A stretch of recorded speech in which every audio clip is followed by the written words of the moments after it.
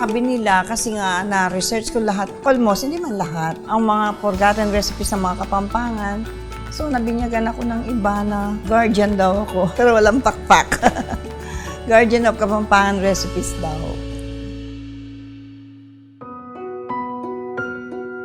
I'm Lilian Lising Borromeo.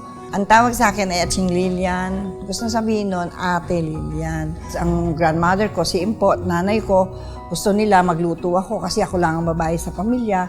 Yung nga maliit ako, instead of playing dolls, no, may manika, may kung anong laruan.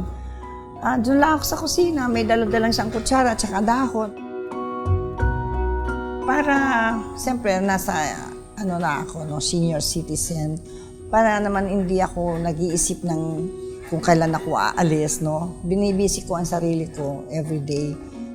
And saka, meron din ako dito by reservation sa mga bisitang gustong makatikim ng authentic Kapampangan. Ang Kapampangan cooking ay natural. Tapos ang proseso, ang timing niya, kailan makuha mo. Yung ingredients mo, fresh, tapos yung ingredients na ilalagay mo, nagbe-blend sa mga lahat-lahat. Iisipin mo rin yun. Parang talagang art. Sa aming Kapampangan, most of the time, work ko na ang ginagawa namin kasi mas madali. At saka ang work ko ng Kapampangan ay yung authentic, no? Ay galing lahat sa local ingredients. Yung murkon natin, meron kang 1.5 kilo of ground pork or beef. Tapos meron kang 10 egg yolks, ilalagay mo doon. Tapos meron kang isang medium size na kamatis, i-chop mo yon. Medium size din ng sibuyas, 1 tablespoon na tinustadong garlic, no, yung bawang, 1 tablespoon of salt, pepper, at saka konting keso. Nahalo-halo mo lang yon, and then babalutin mo na. In the past, we use yung ampelya. Pero ngayon, maaaring gamitin mo na lang ng para mas madali. Kahit na anong foil na lang ilalagay mo. Ilagay mo siya sa container, sa isang kasirola. Enough water to cover. Tapos kung anong ingredients nilagay mo doon sa karne, yun din ang ilalagay mong ingredients doon sa kasirola mo with the addition of bay leaf. Nandyan lang siya kumukulo hanggang ma-evaporate lahat yun. Medyo malapot-lapot na yung sauce mo.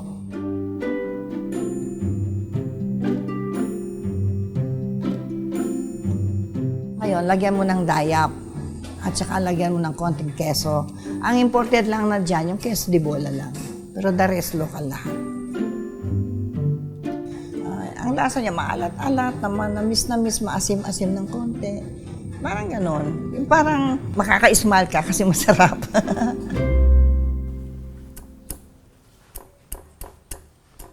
Ang sisig kasi, it is a Kapampangan word meaning to eat something sour.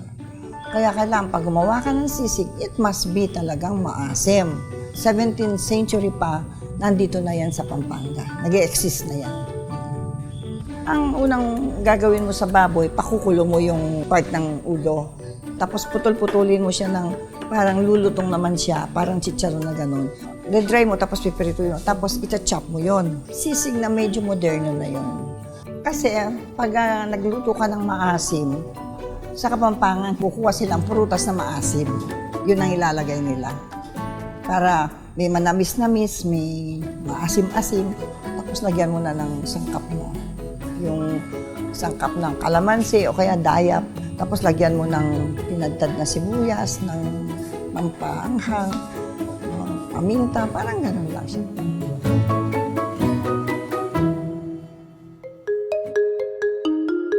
Ang San Nicolas, Panecillo de San Nicolas, ang gusto sabihin nun, the small bread of San Nicolas. Named after San Nicolas de Tolentino, said to be the patron saint of bakers, of the sick, of the children, of the souls in purgatory, and of calamity. Ang paggagawa po ng San Nicolas, kami ay gumagamit ng molde. Ang molde ng mga Kastila, basta pinupukpok lang ganon, pwede na siya. Tapos dito sa Mexico naman, parang leaf shape siya. Kasi yung mga ninuno namin dito, nagtatanim, mga farmers. Yung bilog galing sa mga warriors ng Pampanga. Maraming iba-ibang design ang ginagawa nila. Kasi ang Panisilio de San Nicolas should be parang magapok. Parang pag kinain mo, it melts in the mouth. Kailangan madudurog siya pag binitiwan mo. Yun ang San Nicolas.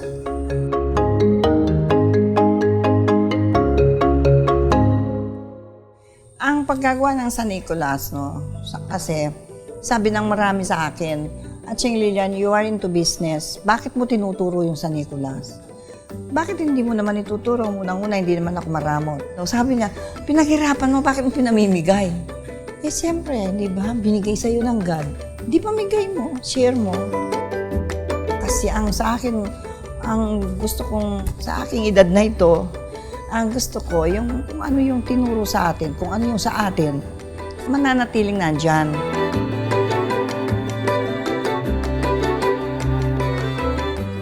Tara na, mga tana!